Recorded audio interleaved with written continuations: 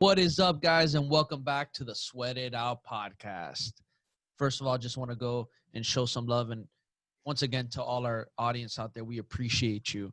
And today we have somebody truly amazing. He has done some really cool stuff in his lifetime and continues to do so. This guy, he's an Olympian. He is an international speaker, and he is an author of his book. Please help me welcome Akeem Haynes. What is up, brother? Man, it's a pleasure to be on here today, man. We were just talking about, the weather in different places, right? You guys are in sunny Florida. I'm in inconsistent Calgary, Alberta. And so it's always a pleasure, man. It's a gift to be here on this earth, especially during this time, man. I'm just grateful. Yeah, I understand what you're talking about with that cold. I grew up in upstate New York, right across the border from Ontario. So I understand your pain and your hatred for the cold, man.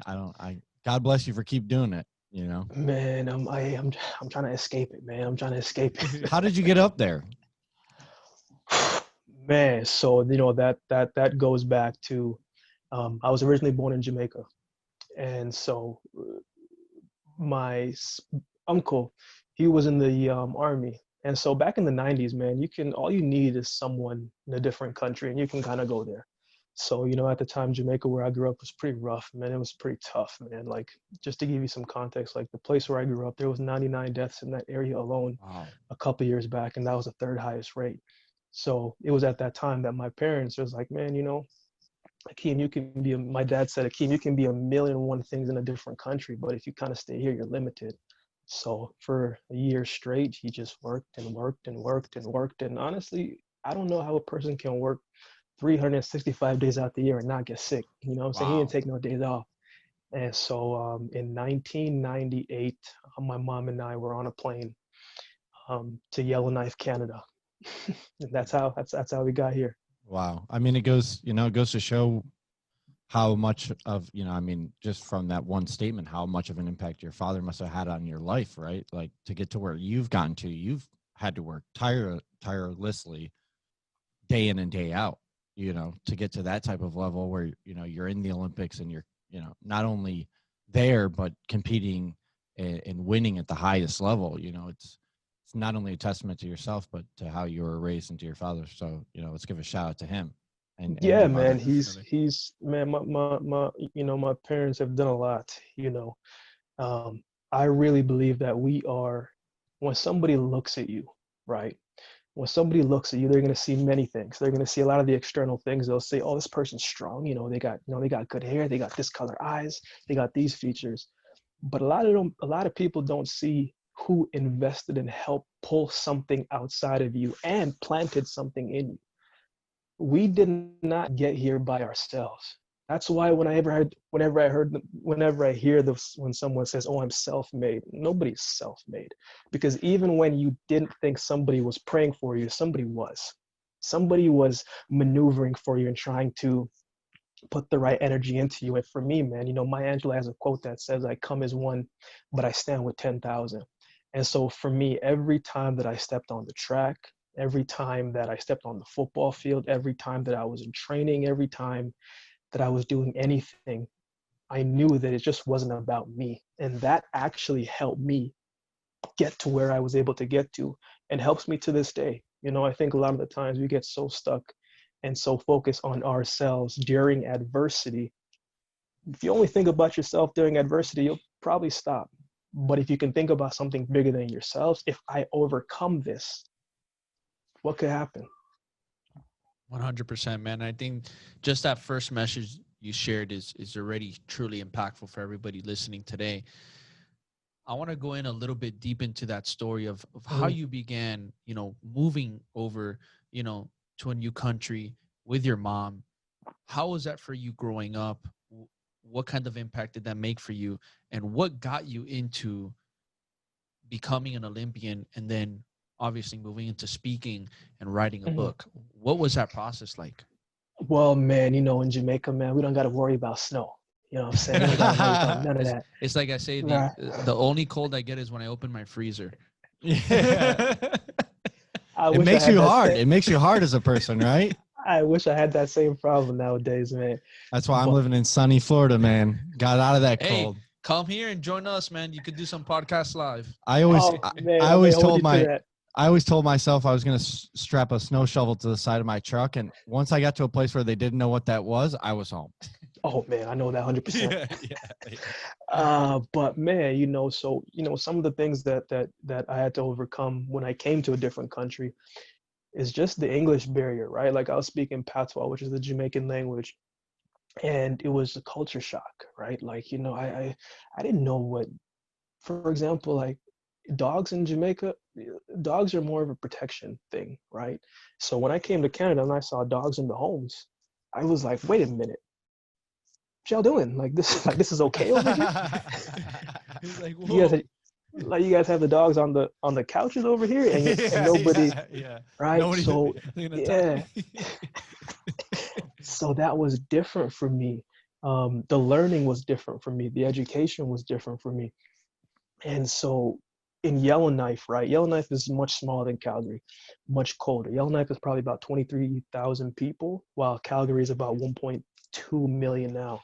So when I moved from Yellowknife to Calgary, it was much bigger.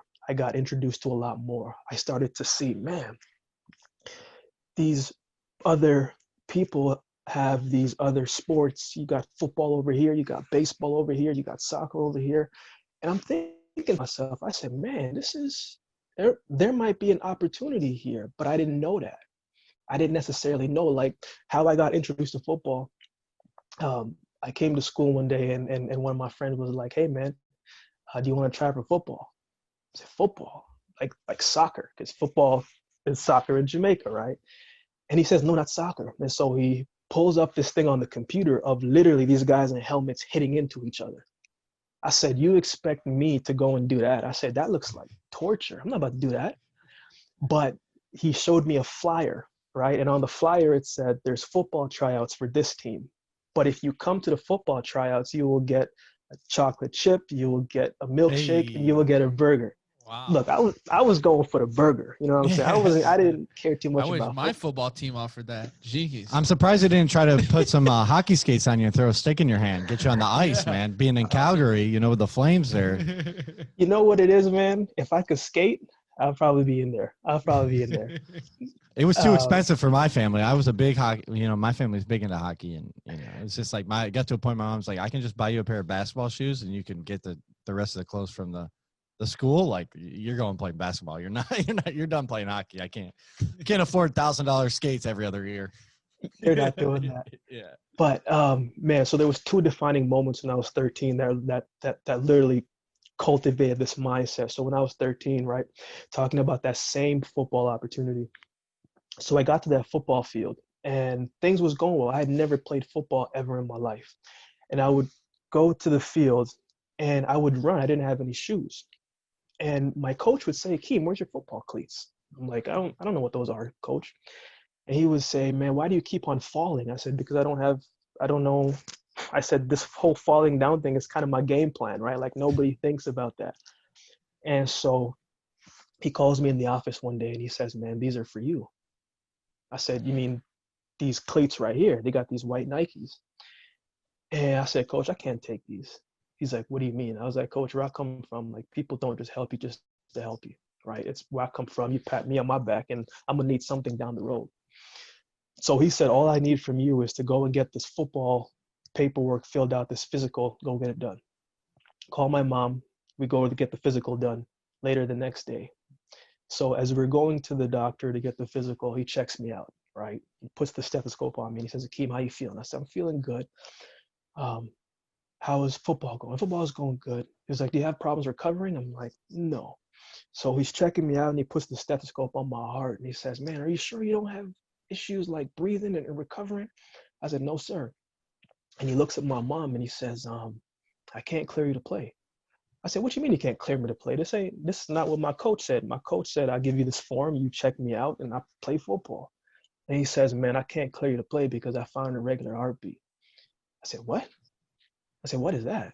And he says, man, I don't know that if I clear you to play and you go on the football field and something happens, you get hit the wrong way, you might die.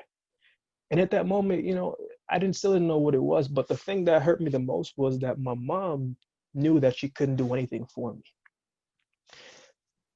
Later that night, I was sitting on the steps, right? And my mom came outside and she said, Akeem, what are you going to do? And I said, I'm going to go to practice. She said, what? I said, Mom, I'm going to go to practice. She was like, why? I had already made up in my mind that I had already committed to this. So every single day I went to practice, I ran, I caught balls, I did everything my teammates did. It's just on game days, I went up to the booth rather than actually in the game, because I knew how I handled that situation was going to say a lot about how I handle life when I get older. What if I get to a position in my life where my son is having problems and I'm going to quit on my son? My daughter's having problems, I'm going to quit on my daughter. I get to a position where school is very tough, I'm going to quit on school? No. I realized at that moment how I handled the situation right now was going to say a lot about my character. And so at that moment, I said, this is much bigger than myself. And that was one of those things that kind of shifted and shaped my mindset in order to be able to say, look, I'm going to have some hard days, but I got to commit to the hard days so I can work through it and have some good days along the way. I think that's amazing. Truly amazing. The fact that at that age you were thinking and operating like that is very, very something you don't see often, and I think the fact, I would say possibly through your upbringing and some of the experiences you had in your past had to do with some of that, experience that you went through to be able to make you realize, like, heck, I need to continue to do this. And if this is what's going to take and I have to go through this so I can learn further in life how to deal with these things, well, I'm going to do that. And I think that's truly amazing. By the way, I got to ask you, did you get your burger? I had two, man. I had two burgers. Let's man. go. Let's go. You take what's Let's yours. go! You take what you earned. That's awesome. Yes. That's I awesome. had two and some fries. There we go. Hey, yeah, you can't leave those out. You can't leave those out. You work too hard. Let me ask you, you become a fan of poutine up there? For those of you who don't know, poutine is like the best thing in Canada, right? It's like fries with gravy, melted cheese curd, nothing better. It literally sounds weird as heck, but I promise you get it from the right place, man. Listen, I do not leave my hometown without like pound bags of cheese curd. I don't go. And if I come back, bring me some. I know I need to. Well, I haven't been home in a couple of years, but if I come back home, or like one of my cousins who lives down here comes from my hometown and they don't bring that, oh, it's like a battle. It's a family feud. It's like it's better one of those not come back down. It's one of those meals that, look, you just gotta throw away your nutritional discipline for that day and just enjoy the experience. It's looking at me so good. Dude, listen, poutine and Tim Hortons. Here the only two things I care about when I go to Canada. How I eat, so I don't. Oh no, he would crush it. He would cry. He would fall in love. He'd probably move to Canada if he got his hands on some of that. Expect the best nap post eat though. Man. Yes. Well, and the cold too. You're like inside. It's all warm. It's like it's a good combo. But, back to your point about adversity, right? I feel like, more than ever, there's so much turmoil going on in the world today, especially in the Northern Hemisphere, right, in North America. And I think part of it is because we have it so easy now, especially our generation, right? Like everything is so accessible to us at the drop of a dime. Yeah. And from athletics, we know from our experience with athletics and just, really taking things head on, as you were saying, right? Like being able to figure out, if I don't deal with these challenges at a younger age, I'm not going to know how to handle them at an older age, right? From my personal experience, before I get to the question, if you don't, in my life, if I don't go out there and find challenges for myself, those challenges are going to find me. And I'm more likely to be able to handle them if I'm on the offensive with those, right? If I'm seeking out things that I need to improve on in ways that I can get better, instead of, people pointing them out to me. And again, like if someone ever has anything, they think I need to improve on, I try my best to, put my ego aside and really analyze what they're talking about. But I really go after what I want to know. Mendes is the same. Clearly, you are the same. You wouldn't have, gotten to have the athletic career and the post-athletic career that you found without that adversity, without that. How do you feel about, how things are going in today's world with our generation, with how easy we really do have it, and really the loss of perspective that we have around that. Mm. Man, I'm a firm believer that you got to show honor and respect to the people who are here before you. That's number one. Love And that. I think one of the things that I see all the time is, man, this generation, like, look, we got to realize that we don't have all the answers, right? And we never will. You know what I'm saying? And for me, I put my ego aside a long time ago because I know that pride and ego comes before the fall. If you're too prideful, if your ego is too high, you're going to fall at some point, and the bridges that you burnt from the ones who truly wanted to help you are not going to want to help you anymore. And so, when I was playing sport, man, I remember my coaches used to say, Akeem, sports will teach you a lot about life. And while I understood where they were coming from, for me, that was a little bit different because I believe my life and my hardships prepared me for the ups and downs of sport, right? Like I had to learn the power of gratitude because I was homeless, right? Like I learned my strength because I was homeless, right? Like I learned that if I continue to work on this one thing over and over and over again and become consistent at it, that at some point when the opportunity came, I was going to be able to seize it because I put all this into this one thing, and it was just repetition. And so I think as each generation changes, we first have to get to a point where if we see someone in the position that where we want to be in, look, let's find out how they got there. Not where they're there right now, but what were they doing at when they were your age? What were they doing 3 years ago? What books were they reading? What was their day-to-day like? Find out what they were doing that got them there, and not the highlight of where they are right now. Because so many times, man, you go on, I have a mentorship program with a bunch of different kids, and I was talking to them the other day, and they're like, some of them are top recruits, and one person said to me, "Was like, man, I'm about to put up this sick one-handed catches that I was doing the other day." I said, "Why are you gonna do that for?" He says, "Man, because I just gotta show it for the gram." And da, da, da. I said, "Yeah, but how many one-handed catches have you ever made in your whole career during a game?"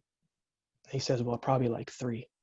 "How many have you dropped?" "Well, probably like 55 in my whole high school career." I was like, "Well, you probably should work on doing a lot more two-handed catches than one-handed catches." Right? So we gotta focus on what hard work looks like, what discipline looks like and feels like, instead of what we think the world wants to see of their portray of it. Everybody can work hard for a day, for 2 days, Yeah. but can you do it over time? That right there is a person who'll be successful. Not You, what you can do right now, you but can really you do it brought up over time? no 100%. You really brought up a good point about. I'm fired up already. Oh yeah, no, dude, I'm already like, Yeah. holy crap. No, this was badass, man, because you do see that. You do see where it's like, let me just highlight this moment. One moment where it's like, okay, that one-handed catch. Everybody, the old Del Beckham, you know, big catch one-handed into the end zone, flying back. And it's just like, No one knows what he's doing in the hotel room. yeah. There's a lot. I had to There's throw a that in there. there's a lot of shit going on. The second you said OBJ, I was like, oh, poop gate. There's a lot of things happening. Yeah. Oh, 2020 is man. wild, man. But with that being said, you see that a lot on social media, and it's just showing that. And I love that you said that, because people are working towards that moment only, instead of putting in the reps towards the foundation, the structure, the hard work, the real deal, what's going to really get you through the tough times. Not just for the flashiness and the fame and the big time catch and the big time this, but actually putting the work with what's going to literally give you the long-term success and gains to move on in life. And I feel like it's so true. More and more individuals, especially in today's generation, need to see and need to hear more of that. And I think as much as social media and technology plays a huge role in amazing things, I also do believe that there's a lot of downfalls as well, which this could be one of them. You know, that instant gratification, that instant only seeing the one-handed catches, only seeing on the NFL. It's always the top highlights, the top this, the top biggest plays, the top, you know, and it always goes back to like, how about the linemen? You know, the linemen who really create the plays for a lot of these people. You know, the hard work in the trenches, you know, and it's just like the big block that got the big-handed catch or the big run, you know, the repetitions of knowing how to master those blocks, master the route, master the next move, you know, the structure, the foundation to then allow you to have that moment where you have that one-time or two-time big play that comes out. You know, and I think it's so important for more people to really understand that. And I really appreciate you sharing that, because that is definitely hit home run for me. Man, I'm I really wish, especially in my career, right? Like I really wish I was the guy who cut out running fast. No, man, like in 2010, I ran 673 indoors, right? So 17 years old, I was number one in North America at 60 meters. Wow. And then I went to college the next year. I went to a junior college first before I got to the University of Alabama. And from 2010, 2011, 2012, 13, 14, 15, I did not run a personal best indoors in 5 years. I was getting blasted left, right, and center, destroyed. Like SEC, NCAA SECs, man, it's crazy, Whole man. nother level. And man, I was getting destroyed, like blasted. Like confidence was like, man, Akeem, what's going on here? But I knew at some point, if I just continued to pick myself up and continue back training, continue doing everything I can to stay healthy, putting myself in the right system, making sure I'm still eating healthy away when I'm not competing in the off season. In 2015, I ran 6:51, the third fastest Canadian time of all time, and I was number one in the world that year. Oof. Not necessarily because it was this new profound thing. I knew that I could run well, but I knew I had to be patient, but also take care of these small things over time, right? If you really think about the big breakthroughs that we have in life and sport, right? It's often a lot of okay days. You know, Yeah. okay days aren't bad. Okay days is just routine, right? You get up at the same time, you do the same thing at this time, and it just, you know, it was a good day. It was just okay. But then when those okays turned into very good moments where you say, man, I just really got this wicked game. I signed this big contract. I just got this big breakthrough in my business. It's because you took care of those small things and those okay days every single day. Then when a very good day happens, you're like, wow. Boom. Yeah. Now this is starting to add up a little bit. Yeah. So it's very important, man. Yeah. Yeah. I always fall back on a, you know, just now that we're talking about athletics, right? Like something that one of my high school football coaches said, you know, we were always looking, you know, we were a big running team, you know, and yeah, we would always try to like get, you know, 12, 15 yards a chunk every run. And now to get Josh to run is impossible. Oh, I was a center. I was a thick boy back then. I was a thick boy back then. I couldn't even touch my toes, let alone run a sprint. You kidding me? But, you know, he always says like, guys, stop trying to get 15 yards a chunk, right? Like all you need to do is get 3 yards 4 times and then do it again. 3 yards 4 times, 3 yards 4 times, and then do that all the way down the field and you'll get to where you want to go. You know, so it is about having those, you know, those okay moments that leads you to the success that you want to have. It's, you know, people, especially nowadays, right? Like we were mentioning before, it's like everyone's looking for that home run hit. Yep. But it's like, what's wrong with what's sexy play? Right. What's wrong with grinding it out? Like maybe you're just one of those people that's going to have to fight through more adversity. Maybe you're one of those people that's going to take, work harder. It's going to take 5 years instead of 2, you know? So what? Do you really want to get to where you want to go that bad? Are you willing to put everything on the line, you know, for your business? Are you willing to, you know, max out your credit cards and overdraft your account sometimes? You know, shit happens. You got to learn. You got to grow. You know, you can't stop if the goal is really the goal that you want to achieve. You have to figure out a way at the end of the day. Man, I think it's important. Like this is something that has helped me because there are moments where I feel like things are going to move a lot quicker, and I get excited. And then when it doesn't happen, I'm just like, dang, that didn't work out. But one moment I stopped and I said to myself, Akeem, what has been the trajectory of your life in the past? Right. And it made me look back at all of the things that I had to overcome and how I had to get these accomplishments. And I've always had to work harder than the average person. I've always had to do more. I've always had to do things that I didn't want to do. I've always had to continue doing these different things. And I said, Akeem, well, if that's been the trajectory of your life, then what made you think certain things would change in this area when you're just starting out? If you know your history and what you're up against, you will know what you need to overcome those odds. But if you don't know what you're up against in life, how do you expect to beat those odds? A lot of people, man, I see all the time, man, a lot of people say, man, I want to go to the league. I want to go to the NBA. I want to go to basketball, man. I want to be an Olympian. I want to be a millionaire. I want to do all these different things. But do you know the actual percentage of that? Yeah. Do you know that there's Mine going to knew. be some moments where your mind is going to say, man, this is a lot harder than I thought it would be. But if you know the percentage of what you're up against, you will know that what you're about to say is okay. Yeah, you're not alone in that path, right? Nope. Normally 100%. many people have blazed the trail that you're going down before, and sometimes, and I think to a fault with personalities like ours, right? Type A personalities, it's hard to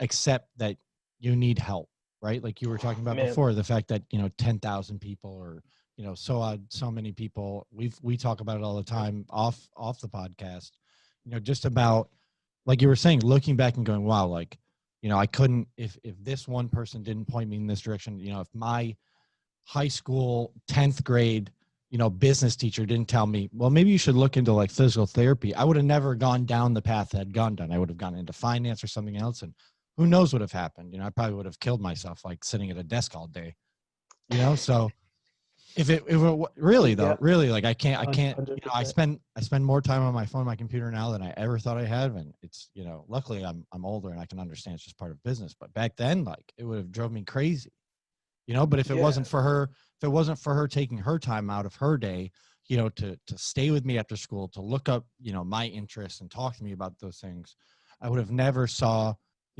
I got into collegiate strength and conditioning to start my career. I would have never gotten into that if it wasn't for her. I would have never gotten into weightlifting if it wasn't for, some substitute teacher who mhm. was like the weight room, like, basically like watcher, just in there to make sure we didn't kill ourselves. If it wasn't for him staying after with me because he knew I was super awkward and, was bullied as a kid and didn't want to be around them, staying after with me when all the other kids left, like if it wasn't for him, I would have never got into weightlifting. I would have never been able to meet Mendez and have this conversation with you even. It would have completely Man, changed the trajectory of my life. And it's funny because I'm hearing this, and at the same time I'm running my head on the opposite end too, like of the same scenario, just opposite sayings. I probably would never be what I am either too, is, hearing from teachers saying you're not going to obtain to anything. Right. You're not going to be able to do any, you're not going to be, because you're not constant, or you're not good at this, or you're not focusing on this. You don't understand math where you should got to understand math. And it's just like, if I wasn't hearing those hardships, hey, you're going to, you keep this up, you're going to be a garbage man one day. But you use that as positive fuel, As right? positive. Instead of, having this scarce victim mindset, you took it as a challenge. You said, okay, and not in a bad way, nothing against those people that, may have doubted us or yeah, doubted anyone in the past. We don't know what they were going through at the time, but you have to be able to constructively use like internal and external motivation to help you reach your goals, or you're never going to get to where you want to go. So Akeem, I want to ask you, what are some of the tools that you use for yourself, for self-growth, self-awareness, getting through these hardships? Because at the end of the day, even being high producers and motivated mindset individuals, we still go through hardships no matter what. 100%. 100%. So what are those tools that you use for your own life and the ones you use for your mentorships, for your kids? Which is amazing, by the way. Yeah. That's we need more people like 100%. You doing stuff like that in their communities. I'm honored, man. So the first thing for me that I do, and I tell my young guys there, is one, self-talk. And what I mean by self-talk, man, is just because I tell you that you're great doesn't mean you believe it yet. And so what I'm talking about self-talk is repeating something enough time until you start to believe it in your heart, not in your head. Not in your head, because our head, man, one moment, man, I'm an emotional guy, right? So I can watch Rocky and I'm just like, man, I gotta go box now. Like, I'm like, man, I was watching Creed 2 the other day and I was like, man, I found myself getting emotional because I'd be attached to it because I feel what they feel, right? And so in knowing that, with the self-talk, you got to tell yourself everything that you are so you believe it in your heart. So when you go out, it's already walking in your presence. Whatever it is that you think that you are, tell yourself enough times. You may have to say it 5 times a day. I don't care how much you got to say it, but believe it in your heart of hearts so you can let your actions follow what you believe. And so the other thing for me, man, is I try and do a better job of this, is taking time to reflect, right? And I think that's some of the hardest things sometimes when we're always trying to make some things happen, Same for right? me. We're always trying to go and go and go and go, but then, we don't take the week to look back and say, you know what? We did some really cool things here on Monday and we got some real progress here on Wednesday. Tuesday, not the best, but Thursday, like we got some good things. The momentum is moving in the right direction. And the third thing for athletes, specifically, well, all of us in general, is short-term memory, right?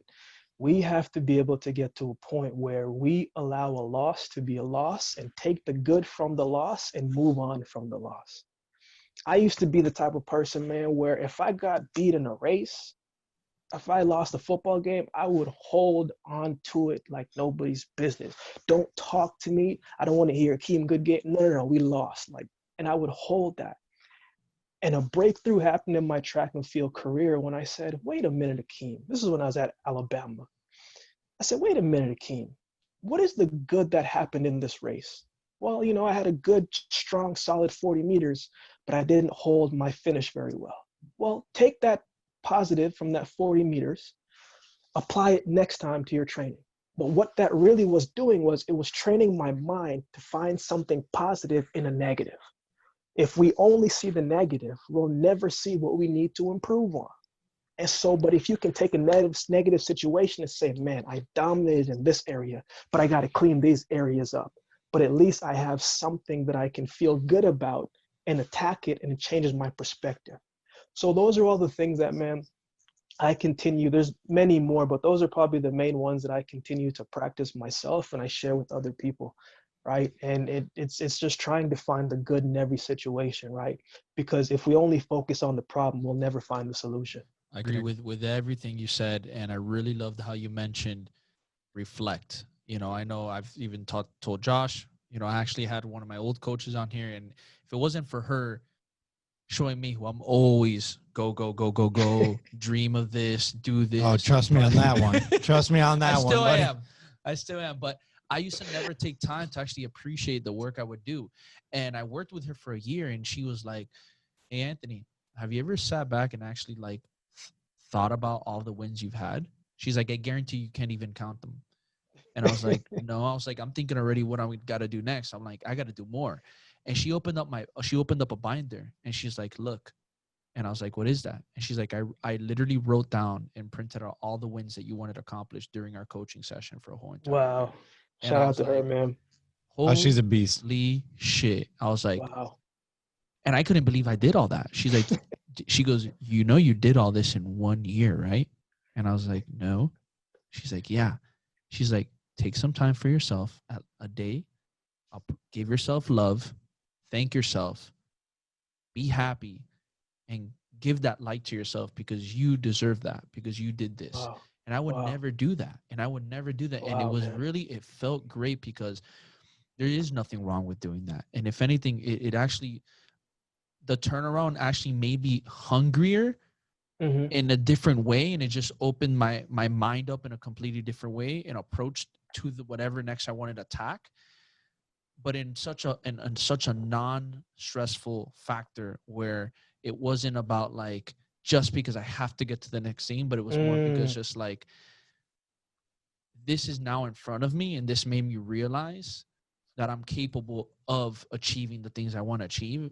And again, I truly believe in what I know that I can do. And that right there showed me that. And it solidified that for me, where I was just going and going and going because yes, I believed, but I said I believed, but inside to it, I would keep pushing because I was like, I got to make I'm got to make happen what I believe, because if I don't, then I'm a loser and I'm a this and I'm a that. So if it was me fighting to go to that point, because I didn't want to feel bad if I didn't accomplish what I felt that I believed in, and that right there, that binder showing me what I've been able to do just told me, holy crap, I can continue to do this. This is why I truly believe in myself. And it felt great. So the fact that you brought that up, honestly, was truly amazing, because I don't hear a lot of that. And it's so true. I feel like even for me, like I try to do it no minimal than once or twice a year, where you take time to see half of the year, how the goals you've hit, reflect on that, and then at the end of the year again. I know some people do it quarterly or even monthly, but the fact that you brought that up, I think that was truly amazing. I have a question for you. What is something that you see most often, or something you see of similarity in the generation that's you're working with today? What's a common mindset problem or common mindset issues that you see very similar in all of them in this generation right now, and something that you feel like needs to be tackled to really unleash amazing young men and women out into the world? Man, I think from my experiences, man, from what I've growing up and mentoring different kids in different countries and different cities, man, is I tell them all the time, I said, life isn't fair. What are you going to do now? I love It's that. not. Boom. It's not, man. Because one, we can be, all three of us, we can be born in the same time, all different races. But if you're born in America, I'm born in Canada, and somebody else is born in Scandinavia, it's different. It's different ways. There's different rules. There's different things to it. And so when you know that life isn't fair, you have to understand that you are going to have to do what's required and then some. So when you're going through these hardships and these trials and these tribulations and these things that, one, nobody asks for hardships. Nobody ever said, man, life hit me today. No, absolutely not. But the more things you're able to overcome, the more credentials you build up within yourself to overcome what is coming your way. Because obstacles is going to come your way at some point. You can't escape it. I don't care how much money you got, how sheltered you've been. At some point, you are going to face your personal trial. And so I just really try to get the message across, when my young guys say, I failed the test. I didn't make this team. This person isn't giving me an opportunity. Okay, so now what are you going to do? Mm-hmm. One of the things I always say, whether I'm in the corporate field, speaking to athletes, wherever I go, I said, man, life happens to all of us, but it's not exactly what happens to us. It's what we choose to do next beyond the pain that we've been through. Because when you find out how you can use your pain and let it transform you, then you will figure out, man, there's so much more that I can do here, because I didn't succumb to what almost broke me. I let it mended me and build me and transform me into a much better version of myself. And so that's usually the thing that I try and stress all the time, to the younger generation, whomever I come in contact with any type of the day, man. Powerful. Yeah. And I think that they're, too often I see it a lot with some of the clients that I work with, it's like trying to control the uncontrollable, at least what seems uncontrollable in the moment, right? Like you might be able to have a minute impact or a great impact down the road, but you can't control it right now. So focus on that when the time comes, right? Make sure that you're informed, make sure that you're doing the right things to prepare yourself for that moment. Don't take those future moments lightly. But until that happens, there's so many other things that you can be working on. Oh, 100%. So many other things you can be improving on, but you're so focused on this one specific thing that's so far away and seems, in the big picture, very minute, but in your boxed in perspective in the moment, seems like it's the most important issue. It's like, well, just focus on the other things that you can control, right? Focus on those daily habits you were talking about Yes. and improving on those, right? Focus on your relationships with other people and how you communicate and how you interact with them. Focus on your family or your work or whatever it may be, right? Do the little things, right? Like you were talking about with like one-handed catches versus two-handed catches. Like, I might not be able to control the scenario where I have to dive for a one-handed catch, but I can guarantee you 99.9% of the time, I'm going to be able to catch catch the ball with two hands. So let me focus on that. So if I need to wake up at 5 a.m. every day so that I can spend an hour journaling and meditating and taking care of myself before I go to work with other people, then I'm going to focus on making sure that I get up at 5 a.m. every day. 100%, man. I'm a mind, body, spirit guy. Like I've always been. And so I'm also a firm believer that you got to know yourself so well to a T, that you know your triggers, you know your flaws, you know what motivates you, what Yes. inspires you, what annoys you, what you will tolerate and what you won't tolerate. And so for me, I always make sure in the mornings, that before I get anything started, get my spiritual right. My faith is one of the things that has got me through anything. But I got to make sure that I'm spiritually connected with God Himself, and I can see, you know what, God am I going in the right direction here? And then you got to get your workout and all these different things. But you also got to know how you operate. How do you operate? Do you really know yourself?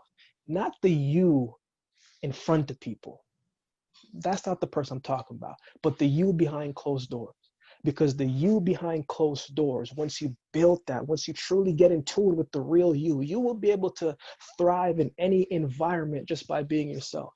You may not need to be the person who catches the one-handed pass, but the person who always catches the reliable one, the The one who is efficiency. consistent, the one who's always like, okay, I know this person gonna get me 3-4 yards every time, rather than the one who I'm gonna throw this 90-yard bomb. Run the catch it or slant. may not. Yeah, Hit. the Julian Edelman of the world, Hit. Hook. Hit. the glue guy, in my athletic career, I always tried to be that person, right? Like the one that the coach could always rely on to do the right thing every single time, even if it wasn't what I wanted to do, even if it wasn't going to bring me the glory, but maybe my back was going to be able to cut, for a 25-yard gain. Well, that's my job to make sure that they can have that glory, right? If I do my job, then everyone is able to have that glory. Everyone can win if I just do the thing I'm supposed to do every single time, no matter what. My guy, Vernon Adams, who's the quarterback for the Montreal Alouettes, he told me, man, he said, Akeem, the pros is so easy. I said, what do you mean? He was like, literally, if you do your job, that's all you got to do is just do your job. Everything else will come. And I was like, nah, that makes a lot of sense, right? Yeah, it's hard to kind of conceptualize that though, right? Like, Yeah. all the big stuff that I want in life will come if I do the little things. Like, what do you mean? Like, what do you like? The little things are supposed to be so easy. Like, why do I need to focus on those? Like, that's the reason why you should focus on, because they're so easy. Yep. And that's the thing.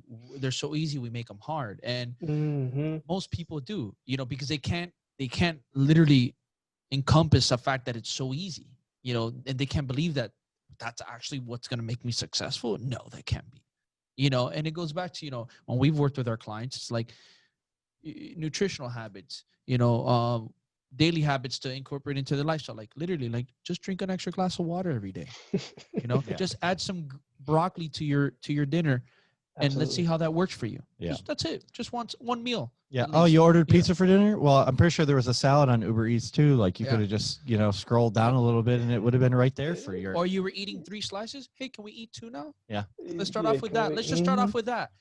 And in a month to 2 months, the difference ends up changing. And you see like, holy crap, I lost some calories. I feel better. And you're still doing some stuff, but you've just worked step by step to eliminate some of the things that weren't good for you. And it's so important to realize that it's just like, again, those little steps go so far, and that's why I have this, canvas on my wall, but it's just like, you can't take the elevator to success. You have to take the stairs. Absolutely. and you have to go through each of those steps up the stairs to really get the results at the end of the day. But if you try taking the elevator and take that shortcut, you're going to crash. You might see some little success. You might see some immediate this, and then boom, it stops because you didn't allow yourself to build up the foundation, to build up the grit, to build up the experiences, to build up the challenges you had to face going through each of those steps as they got harder. And you didn't allow yourself to grow through that opportunity. So then you hit, and now when you hit, you rebound really hard, and you don't know how to deal with it because you didn't allow for those little minute steps and the little barriers, the obstacle, the thing in your way, how to get around it, jump over it, step over it, whatever it is. You didn't allow for that to happen because you try to just shoot straight up too fast. Well, a lot of the time too, like I know personally, I don't feel satisfied if something isn't extremely fucking hard. Like if it's not one of the hardest things I've ever done, I'm like, well, I should have picked a harder goal. Like something a little more risky. When he talks to women, it's like he wants to talk to the one that's going to deny him until he gets her. You know me too well. You know me too well. You like a challenge. I feel it. Man, I feel it. Too much. But it's I really do feel like, taking on those challenges head first, seeking them out really makes a difference in your life. Like, don't wait for shit to come to you. It's not going to come in the way that you expect it to. It's not. And but you're if you not go, gonna, go ahead. And you're not gonna get it all in one day. Yeah. Right. Like, man, like when I first started speaking, right, like you may not be able to tell now, but I had a very bad stuttering problem, like extremely bad stuttering problem, man.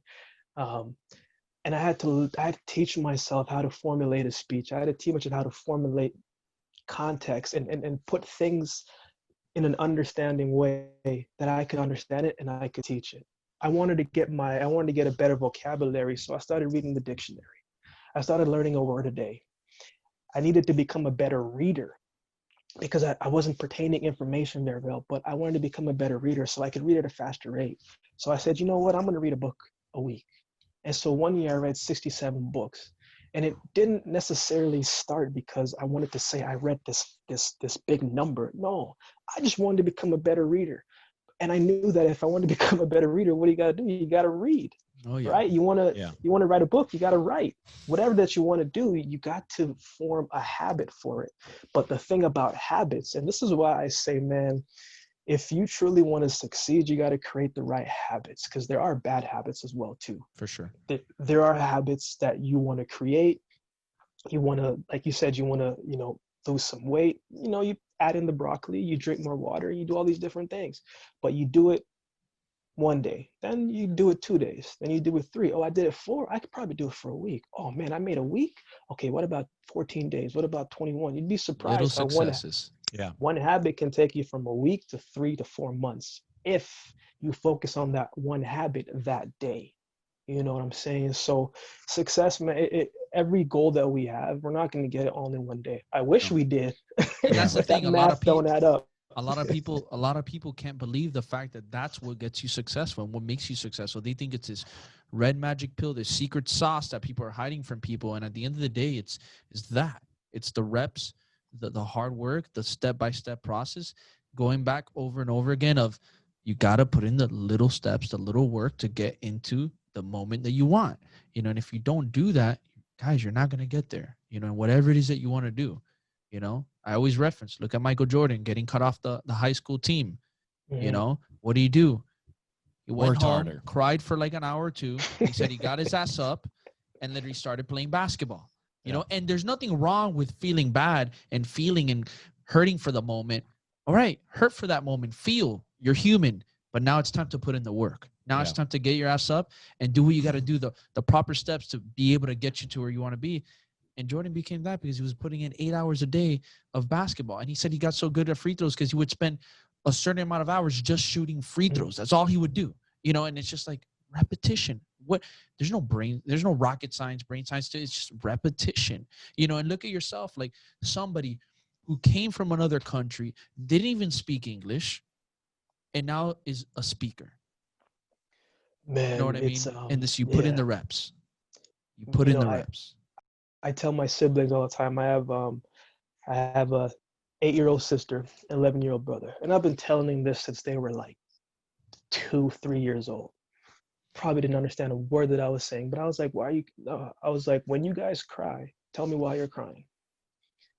You have to know why you feel this emotion, right? Because if you don't understand why you feel this emotion, you're not going to be able to control the emotion. Look, everybody cries. Everybody has a breakdown. Everybody gets upset, disappointed, sad. Like all those emotions are there. But why do you feel that way? Do you feel sad because you feel like something isn't lining up for you? Well, what do you need to change so that it possibly could line up? What questions do you need to ask? Who do you need to ask? And so I just think that it's very important that you know why you feel what you feel, because if you know why, you can get to the root, and that'll help you solve the problem. Right? 100%. It's all these different things that come together to reach a certain goal. Like there's different roads how to reach a destination. And chances are, once you get to your initial destination, you'll say, you know what, I can go a lot further than here. But I have the blueprint of the core foundation that helped me got there. Right.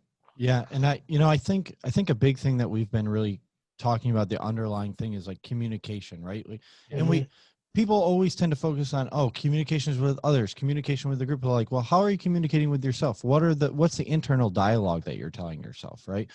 How are you laying things out in your mind on what's going to happen or what has happened? Because really, like, nothing is ever as bad as we make it seem, and nothing really ever seems to be as good as we make it seem, right? Like the fish is never as big as the real fish that you caught. You always just hold it out in front of the camera a little closer so it looks bigger.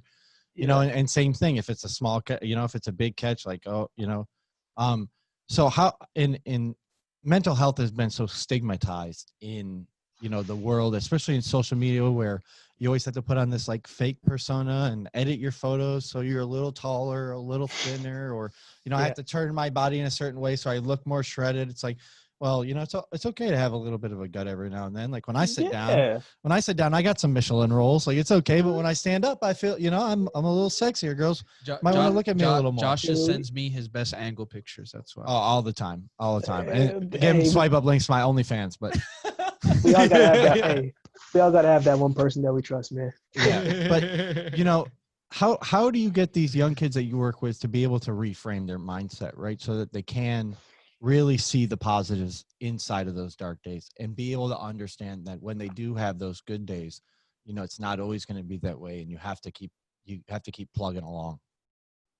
Man, so I do two things with my young people, man. I do a physical thing, and then I do a mental thing.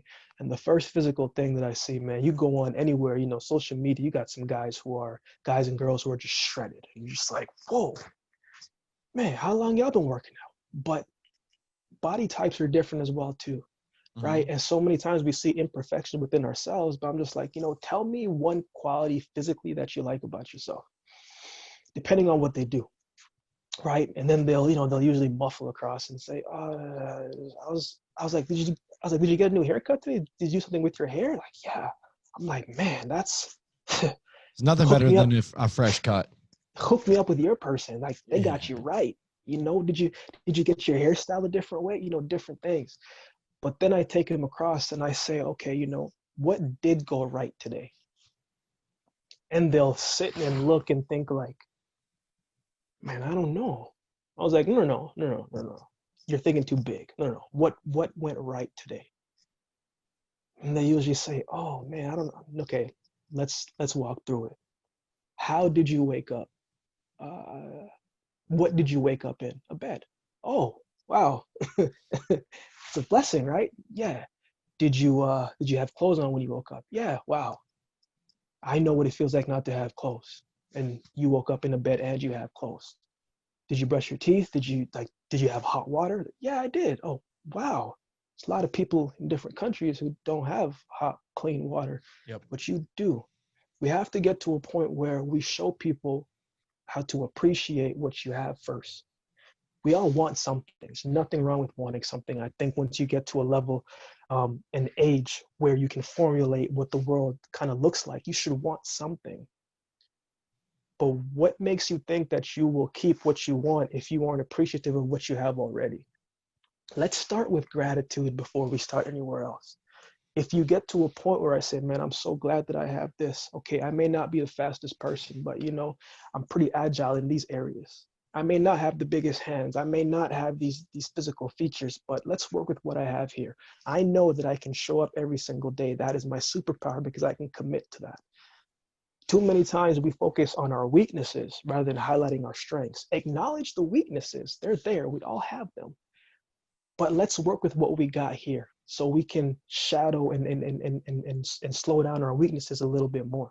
I was never the biggest sprinter, never that. But I knew that I was explosive. And I knew that if I could be explosive in the first 40, 50 meters than anybody else, especially coming out the blocks, then they were going to have to work like heck to come and bark me down in the last 20 to 40 meters. I knew my strengths. I had to work on my strengths. And so I try to tell them all the time, I said, look, let's first start with a place of gratitude here. If we can start with gratitude, then we can start to begin to work with what we have in our possession right now. Yeah. Listen, I think that's such a powerful message, for our listeners, for everyone out there. Thank God that these kids have someone like you in their life, right? To be able to instill these, amazing values and morals and really, drive them in, or at least point them in the right direction so that they can succeed in life. I've mentioned it earlier in this podcast. If I didn't have people like you in my life, pointing me along the way, I definitely, there's no doubt in my mind, I would still, I'd be like working in a garage back home. Nothing wrong with that. But, I definitely wouldn't have been doing the things that I knew I was capable of. So, thank you for everything you do. I mean, we're almost at an hour. Before Mendez finishes the interview with a couple of rapid fire questions for you, I want to first say I can't wait until I can come and hear you speak in front of a packed auditorium. That would be amazing. Man, I can't wait. Yes, you need to let us know. And also, too, if you have any stuff going on, close to our area, even somewhere else, just let us know. I'll fly to Canada. I don't care. Yeah. We'll do our best to make it happen care. and go see you, man, and support you. Yeah, for sure. I'm completely honored by those words, man. I can't take credit for it though. God put some people in my lives that has put me in a direction and have spoken life into me when I didn't necessarily knew what was possibly out there for me. And I realized this, man, sometimes you don't know what you're good at or what direction you can be in until somebody tells you, right? So I'm just very grateful that I had people who didn't give up on me, man. You know what I'm saying? Like, you and everybody listening, each and every single one of you, like, that there are some people out there who didn't give up on you. And the power and what it feels like inside to have somebody, maybe it's not 5 or 10 people, maybe it's just one person who says, you know what, this is what I see for you. You keep going, regardless of how crazy those dreams and those ideas may feel, because I've shared some stuff with my mentors that I know initially they're like, Akeem, that's huge, but you can do it though. You've overcome all these different things. You can do that. And so, man, this is just God maneuvering and putting the right people, man. And I'm trying to give what I know that I needed when I was that age. That's honestly what it is, man. Really appreciate that, man. And, before I ask you these rapid fire questions, where can people reach out and find you and connect with you? And if you have any projects that you're working on currently that you can share, please go ahead. We would love to hear about it. Appreciate it, man. So on social media, it's at underdog AKH. I love that handle, by the way. I love that handle. When I showed him, he was like, dude, that handle is badass. I was fired up before I even got on. Now I'm going to run through this wall after we get off this recording. Man, and my website is www.akeeminspires.com, and everything is kind of on there, man. Right now, it's still a virtual kind of world, so I have a bunch of virtual gigs coming up. And I do have some in live projects that I want to do, some events that I want to put on. Actually, Florida being one of the places. Woo! But we got a little more planning on that end to do. Yeah, even the virtual stuff, man. Let us know. We'll throw it up on our social media pages. We'll try to drive as much people there as we possibly can. Appreciate you guys, man. But everything is at Underdog AKH, man, and the website www.akeeminspires.com. Great. Awesome, man. So I'm gonna hit you with some questions now. Hope you're ready. Oh man, don't make them too hard. Number one, who was the biggest person you had to face that you're like, wow, in the Olympics? Oh man, probably Asaf Powell, because Asaf Powell was my favorite sprinter when I was growing up, and so this was a former world record holder, right? So when I was able to be in the same lane next to him, man, it just showed me like, okay, Akeem, you belong here. You know what I'm saying? Because I think sometimes, man, we get to a position, whether in any field that you're in, that we get to this point, and we, for some reason, our mind says, yo, what are you doing here? Any room that you find yourself in, you belong there. Love that. Love that. Number two, in your career, what would you say was the most impactful learning lesson you learned from everything you've done so far? Oh man, I felt like a lot of my lessons have been tough one. In 2015, this is when I had a breakout year. I was on the circuit, right? And there was this guy named Kim Collins. Kim Collins is like the OG of track and field. Like, this guy's running 9.9 at 41 years old. Like, just Unbelievable. ridiculous, Wow. right? And so I was warming up, right? I'm 20 at this time. I'm 20, 22, 23, right? I think I know. I warm up with so much focus, right? Got my music on. I'm pumped up, like I'm just taking it seriously. And I see Kim just jogging around. Keep in mind, we got a race in like 35 minutes, right? I'm warm, I'm sweating, I'm ready to go. And Kim is just there doing arm strings, just stretching. But he's staring at me. I'm like, man, what I do to this guy? Like, am I gonna have to fight him or what? Like, what's gonna happen here? Right? And so he calls me over. He says, young man, he says, I see what you're doing on the circuit. You're having a very good year. I said, I appreciate you. And he says, but let me tell you this. He says, you're working too hard. I said, what? What are you talking about? This must be some type of Jedi mind trick. Like, what are you talking about? And he says, you're working too hard. I said, I don't understand what you mean. He says, you see me, I know how much time I need to warm up. I know how much work I put in. I know what my body needs to run fast in a certain amount of time. So I don't have to waste all this extra energy elsewhere. You're warming up too hard. I see what you're doing. I know you're excited, but you need to trust yourself. And I didn't understand it until I got into the race, and he ran 6:47 and I ran 6:54. And what he was kind of saying was, you need to be able to trust yourself, know yourself enough to know when to back off and when to move, right? And so once he told me that, I shifted my training, because I was the type of person where I would go in and go 100% every single day. But you don't have to go 100% every single day. Sometimes on a Tuesday, you got to go 70%. Yep. Mm-hmm. On a Friday, you got to go 100. And so that was a tough lesson, man. But he played these Jedi mind tricks with me. Oh, that's music to a former strength coach's ears, man. Yep. I tell you that much. Huge lesson right there. That was true, big time knowledge bomb right there. So Number that three. Was good. I'm gonna hit you with the last and final one right here. What's the biggest piece of advice you can leave off to all our listeners today in one sentence? Man, biggest piece of advice. It's not going to be easy, but your past prepared you for it. You guys heard it. That's a powerful one, man. It's not going to be easy. That's a powerful one. But use your past to prepare for it. I'm telling you guys, you brought that up many times. Look at your past history. We're talking about that. No better way to end it.